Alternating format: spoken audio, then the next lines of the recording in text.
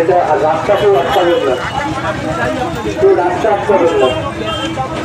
আমি আপনাদেরকে দুটো কথা বলছি। প্রথম কথা হচ্ছে 25শে মে ভোট।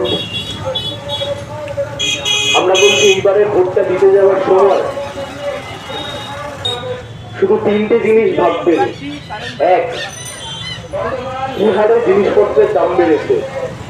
পেট্রোলের দাম, ডিজেলের দাম, রান্নার গ্যাসের দাম, চালের দাম, ডালের দাম, সোয়াবিনের দাম, তেলের দাম, পোস্তর দাম, সমস্ত জিনিসের দাম কি হারে বেড়েছে। ওষুধের দাম, 800 রকমের ওষুধের দাম বাড়িয়েছে কেন্দ্রের বিজেপি সরকার। 800 রকমের। তাতে ক্যান্সারের ওষুধ আছে, সুগারের ওষুধ আছে, প্রেশারের ওষুধ আছে, জ্বর হলে যে ওষুধ খাই সেই ওষুধ আছে। দুধের দাম বাড়িয়েছে, কেরোসিন তেলের দাম বাড়িয়েছে, সারের দাম বাড়িয়ে দিয়েছে। আগে গ্যাসের দাম ছিল 350 টাকা, আজকে গ্যাস কিনতে হচ্ছে 1000 টাকার বেশি। পেট্রোলের দাম আগে 70 টাকা, এখন পেট্রোলের দাম হচ্ছে 105 টাকা। ডিজেলের দাম আগে ছিল 65 টাকা, আজকে ডিজেলের দাম 91 টাকা। এই ভয়ঙ্কর অবস্থার মধ্যে দাঁড়িয়ে আজকের দিনে সবচাইতে বেশি যারা কষ্টে রয়েছে তা হচ্ছে যারা দিন আনে দিন খায় মানুষজন।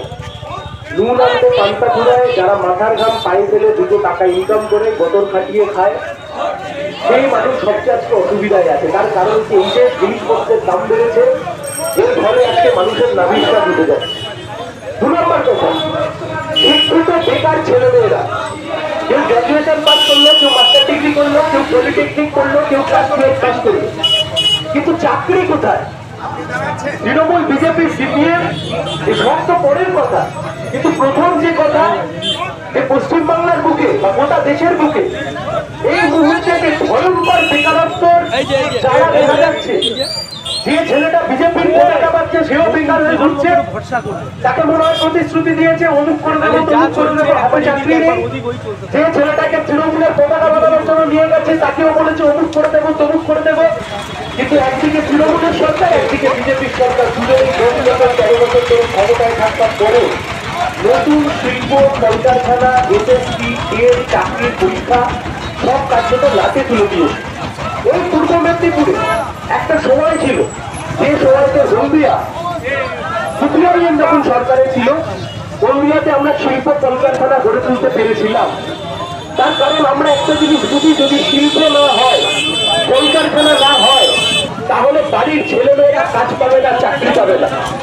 আজকে তাকিয়ে দেখুন তো গোটা ময়নাতে, তাকিয়ে দেখুন তমলুকে, তাকিয়ে দেখুন হলদিয়াতে, কান্নপুরা, হরিশাগর, গোলাঘাট, একের পর এক কম বয়সী ছেলেরা তারা নিজেদের জেলা ছেড়ে অন্য রাজ্যে কাজ করতে চলে যাচ্ছে। তার কারণ কি? রাজ্যের মুখে কাজ নেই। তার কারণ কি? জেলায় কোনো শিল্প নেই। অথচ এই জেলাতেই তো আমরা শিল্প নিয়েছিলাম। হলদিয়ার মুখে অত শিল্প, হলদিয়া পেট্রোকেমিক্যাল, হলদিয়ার অত শয়ে শয়ে হাজার হাজার শিল্প, সেখানে হাজার হাজার ছেলেমেয়েরা কাজ করে খেত। একের পর এক শিল্প, শুভেন্দু অধিকারীর নেতৃত্বে তৃণমূলের তোলাবাজের বাহিনী সেই সময়তে হলদিয়াতে এমন দাপট দেখালো যে হলদিয়াতে একের পর এক কলকারখানা বন্ধ করে কলকারখানাগুলো বাইরে চলে গেল। কোলাঘাটে আমরা তাপবিদ্যুৎ কেন্দ্র তৈরি করেছিলাম, র্যাম্প কন্টিনেন্ট তৈরি করেছিলাম, বেকার ছেলেমেয়েদের কাজ হয়েছিল। কেন আজকে বিজেপি বা তৃণমূল কিছু করতে পারলো না? যেখানে এই মেদিনীপুরের ছেলেমেয়েদের বা বিভিন্ন এলাকার ছেলেমেয়েদের যাদের হাতে দুটো কাজ হচ্ছে কিন্তু চাকরি হয়ে কোথায় যাবে ছেলেমেয়েরা? শিক্ষক নিয়োগের দুর্নীতি, চাকরির পরীক্ষায় দুর্নীতি। আর শুভেন্দু বাবু, আপনি তৃণমূলে থেকে সব দূর খেয়ে এখন বিজেপিতে গিয়ে বলছেন আমি ছোটদেরকে জেলের মধ্যে করবো। গোটা পশ্চিমবাংলায় এই যা যা নিয়োগ দুর্নীতি হয়েছে, শিক্ষক নিয়োগ দুর্নীতি হয়েছে, এই নিয়োগ দুর্নীতি পূর্ব মেদিনীপুরে সবচাইতে বেশি হয়েছে। আর পূর্ব মেদিনীপুরে তৃণমূলের আমলে দুর্নীতি হয়েছে আর আপনি জানতেন না, একথা কোনো বাচ্চা ছেলেও বিশ্বাস করে না। তার মানে তুমি চুরি করবে জোড়া ফুলে, তুমি চুরি করবে তৃণমূলে, আর তুমি সাধু হবে পদ্ম ফুলে। তুমি চুরি করবে তৃণমূলে থেকে, তুমি চাকরি চুরি করবে তৃণমূলে, তুমি চাকরি চুরি করবে জোড়া ফুলে, আর তুমি ওয়াশিং মেশিনে করে পদ্ম ফুলের মধ্যে চলে যাবে। আমরা বলছি এই বেকার ছেলেমেয়েরা, কম বয়সী ছেলেমেয়েরা কোথায় যাবে? মুখে খালি বাতেলাবাজি চলছে, দেখছেন? এইসব বাতেলাবাজি এতদিন ধরে চালালো শুভেন্দু বাবু। ভাইপোকে জেলে পুরবো, ভাইপোর পিঠিকে জেলে পুরবো, ওই চাই। আজ অব্দি বিজেপি, আজকে এপ্রিল মাসে 15 তারিখ পেরিয়ে গেল, ভাইপো ডায়মন্ড হারবারের প্রার্থী আজ অব্দি ওখানে বিজেপি প্রার্থী ঘোষণা করেনি। কিসের জন্য, কোন কারণে বাংলার মানুষ বুঝতে পারছে না? আপনি শুভেন্দুবাবু, আপনি ধর্ম নিয়ে রাজনীতি করছেন। 5 বছর আগে আপনি ইফতার করতে যেতেন, 5 বছর পরে এখন গায়ে নামাবুলি চাপিয়ে আপনি এখন হরিনাম করতে যাচ্ছেন। কিন্তু বেকার ছেলে মেয়েদের কি হবে, চাকরির কি হবে, কলকারখানার কি হবে, জিনিসপত্রের দাম কি কমাবে? তাতে দিদিরও মুখ থেকে কোনো আওয়াজ নেই, তাতে মোদিরও মুখ থেকে কোনো আওয়াজ নেই। শুধু তৃণমূল বলছে তুমি যদি বিজেপির বিরুদ্ধে ভোট দিতে চাও তুমি আমার কাছে এসো, আর বিজেপি বলছে তুমি যদি তৃণমূলের বিরুদ্ধে ভোট দিতে চাও তুমি আমার কাছে এসো। কেউ কাউকে তাড়াচ্ছে না। মাঝখান থেকে সিপিআইএমটাকে শূন্য করে রেখে দিয়েছে, কারণ এরা জানে সিপিআইএম এর হাতে যদি ক্ষমতা চলে আসে তাহলে গ্যাসের দাম কমবে, পেট্রোলের দাম কমবে, ডিজেলের দাম কমবে, চাকরি হবে, শিল্প হবে। তাই জন্য যে কোনো ভাবে যে কোনো প্রকারে সিপিআইএমটাকে শূন্য করে রেখে দাও।